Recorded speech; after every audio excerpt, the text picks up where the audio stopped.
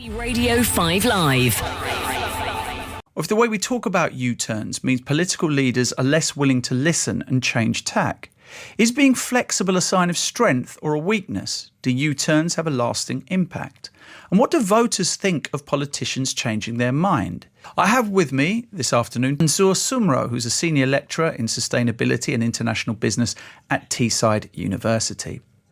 What does this say about leadership? I read this somewhere and it clicked to me just now that, the willingness to change mind it is a good quality of leadership as long as they don't do it too often. And what we see right now is that, so one thing that we have observed right now is that this U-turn was quite abrupt. It was fast. So back to the leadership, should we be making decisions at a slow pace or at a fast pace? Also to the point that you mentioned that, car taking a U-turn and then there's a bit of chaos and, cars honking. I mean, that's part of what we see. But again, we need to see whether in for example, a ship is going on and there's a thunderstorm, so that it's better to navigate. Or as Professor Bales mentioned about, going off the cliff. So yes, to the point that is it a sign of strength or weakness? It is a sign of strength. It is valuable. It's constructive. It shows courage. But the only thing is that we need to see that is it being done too often? And what's the rationality behind it? What's the backdrop behind it?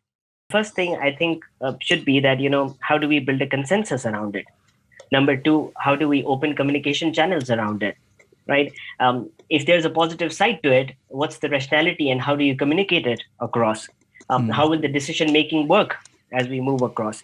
So I think the point that, we are as politicians and for both in political landscape and business landscape, it requires for leaders to be, continuously listening, calibrating, adjusting. That shows the flexibility is a sign of strength.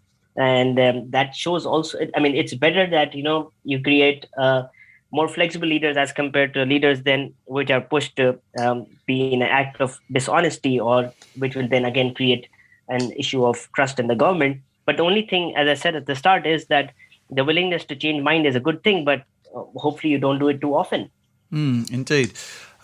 Really interesting. Mansoor Soomro, senior lecturer in sustainability and international business at Teesside University.